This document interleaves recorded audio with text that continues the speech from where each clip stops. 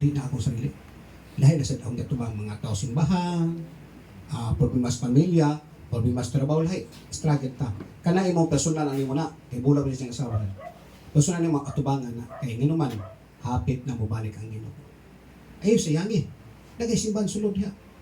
Ayaw gano'n na ang atong dating simbahan na maluwas. Kaya may umantun sa utok nila, mas mo idol man sa dating simbahan. Dili mo atos lang simbahan, nadoktrinahan. So, muna ang gisulti na ganiya. Muna, kung makita ka bang Kristohanon, dapat sultihan nimo. Ang ubang kista di man mo doon no, hindong matak espiritu na inalaga. Di mo doon sa mga backslider kay wasi matak espiritu. Ay doon ang backslider kay matak espiritu. Baliktad. Masa nakuntas Biblia. Tulo bago mo sultihan mo pabalikon mo sila. Di ba? Muna ang atong teaching based in the Bible. Dili istorya lang. Ingon ni pastor, ingon ni sister, ingon ni brother. Ayaw.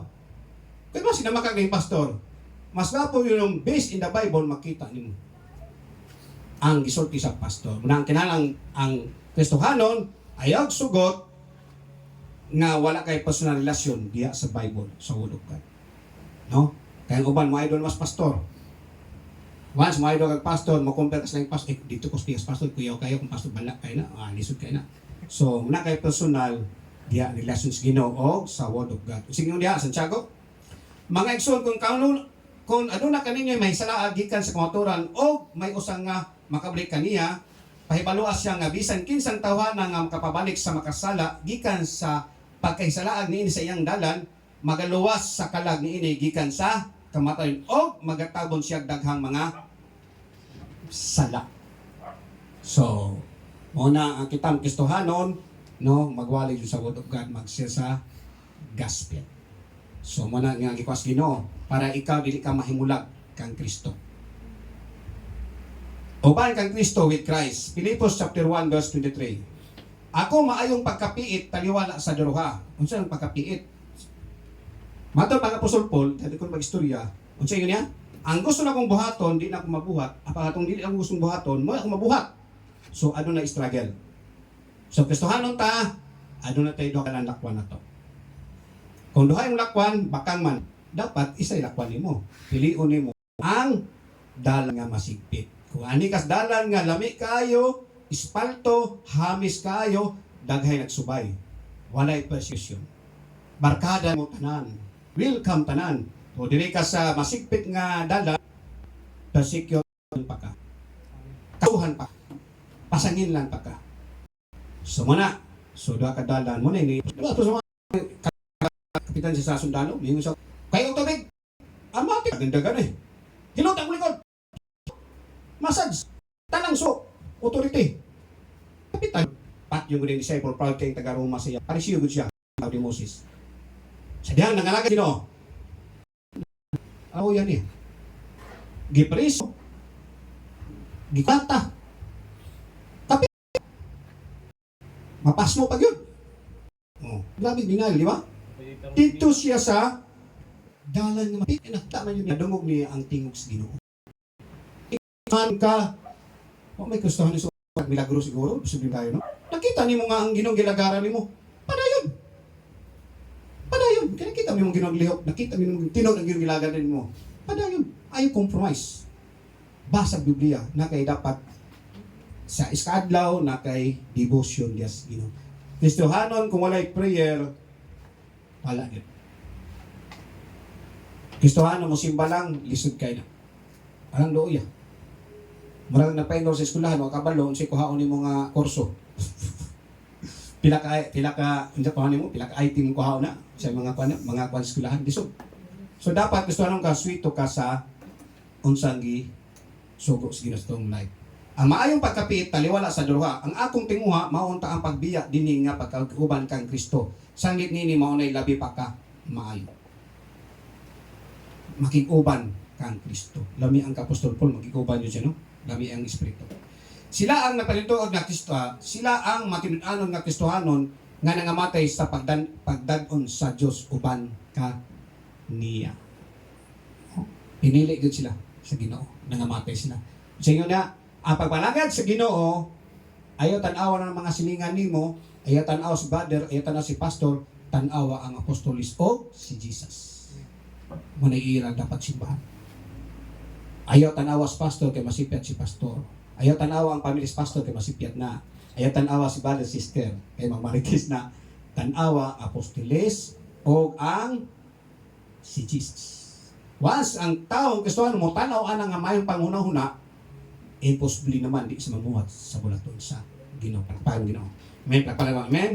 Sige yung diri. Kaya maingon na kita nagtuman nga sisto namatay banhaw maingon man usab. Sila mga nangamatay pagadaon gaon niya sa Dios pinagi kang Hesus uban ka niya. Sila ang magasulod ngadto sa dayong gingirian ni Jesus. Si Pedro chapter 1 verse 11. Sa ingon niya na adunay unyay mga nagayaong paghigayon alang kaniyo sa usa ka madaogong pagsulod ninyo ngadto sa dayong gingarian sa atong Ginoo og manluwas nga si Hesus Kristo. Iyon ini kay importante nga kinahanglan kitang mamatay diha sa Ginoo. So mamatay gyud ta. Kung mamatay ta diha sa Ginoo, maayo. Kung mabalik ang Ginoo wa pa matay, maayo nang gyapon. Matupas pinadayag sa 14 natin. Og nabati ko gikan sa langit ang usa ka tingog nga nagingon, isulat mo kini, bulahan ang mamatay nga sukad karon mga matay diha sa Ginoo. Bulahan gayod nagaingon ang espiritu aron makapahulay na sila gikan sa ilang pagkahago. Ang ilang binuhatan mo kuyog man kanila. Subot pasabot, Kristohanon ka, aduna jud kay paghago. Kristohanon ka walay paghago, palami-lami lang ka cellphone, palami-lami kag TikTok, palami-lami kag post wa kay panon sa Biblia, wala ka naghago. Naghago ka sa imong sarili lang nimong interes. Wala ka naghago diha sa gingharian sa Ginoo. Sige na, makapahulay na sila gikan sa ilang paghago. Kristohanon ginan. Oh, buta sabot, nakita sa Ginoo ang atong ipo. Para hindi kahita mo karon, kita-kita lang. No? So kita ni Ginoo ang tanan. Sakit na naon, pero pasagi lang kay Ginoo ay bahala sa tanan. Muna nga looking unto Jesus, the author and finisher of our faith, no? So sige niya, kay ang ilang binuhatan mukuyog man kanila. But pa sa buno, dili kalimtan si Ginoo ang atong gitanom.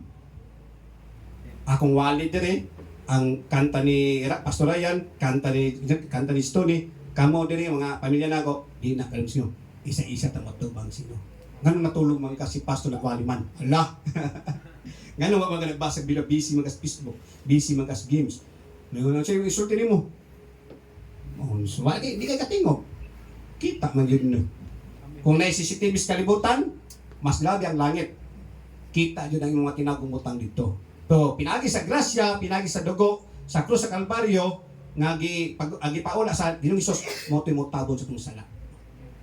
Manay lami. Pero wala ka nang nag-compromise sa nangalagad sa Ginoo, makita yun as Ginoo yun sa daya. Di yung kaka-deny. Wala'y kumiker matog langit.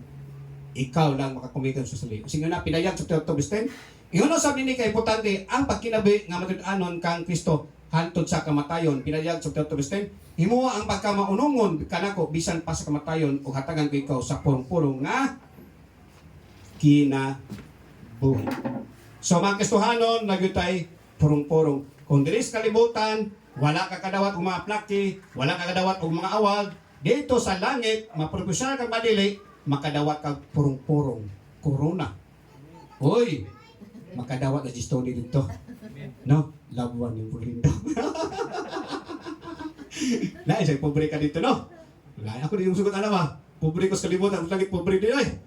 Dapat abo dito, top notch ta dito. Mag-uba ng mga new creation. Mag-abot na dito.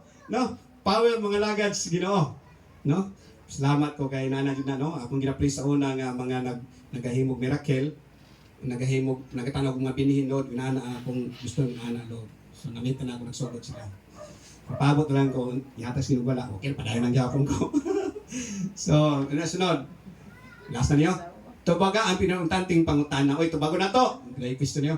Unsa ang imong kahimtang kang Kristo? O, mutana ko. Unsa, kumali si Kristo kanong kahaponon ba? At tubangon tang 2, 4, 6, 4. Kunong dito ka mo? Duha og tulo na Kristo pala nasa na ang Ginoo karon. Alam ka namin sa Biblia, no? Kaya grabe, no? I-comport ang tao ba, mga lagat sino? Duha og tulo mag-isto siyang pangalan, nag-astaliwala. Una, ang pastor dapat magminyo, muhanak ng more than 3. Kung to, at pwede ng duha. Duha og tulo, ang isa dekado, no? Aw na, duha mo, asawa ikaw. Oh, pwede na. Lami ang Biblia, kompleto yan. No? Duha, tulong, di ko nasa sa taliwala.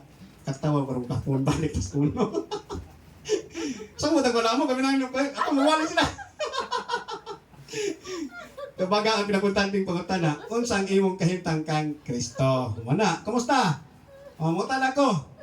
Imong kahimtang karon, sitwasyon mo karon. Oh, muda ba ka kagawad? Sige niya, wala ka ba kang Kristo? Oy, wala pa kang Kristo. Ang imong interest ba? No, wala kay Kristo interest nimo o sikan-sikan ng Ginoo. Kaduha, anak ka ba kang Kristo? May buwan naman kay Kristo, dawi ka mutok, dawi ka mo istorya, dawi ka mamuha. May buwan na. No?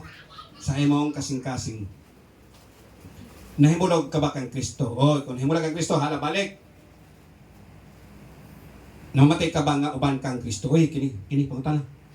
Mamatay ka ba nga uban kang Kristo? So kung mamatay ko haong kas Ginoo, makauban ba kas Ginoo? Siyang pagkabanhaw. Makauban ba ka? Mali pangutana karon. Ambot lang, Ginoo bahala to na. Delikado. Dili makatabang sa papag si mama dito si Exoon ni mo dito katabang yun 9 taon. Mamatay ka ba nga uban kang Kristo? So, diyan ang kutob, ending, mandok ang tanan. Mag-ampot ta. So, mandok ang tanan, mandok ang ulo. You know? Mandok, sige, mandok ang ulo. Father God, salamat karong kahaponon, salamat sa imong grasya, salamat sa imong kayo. Salamat Lord nawali ang imong pulong karong kahaponon. Salamat sa Holy Spirit.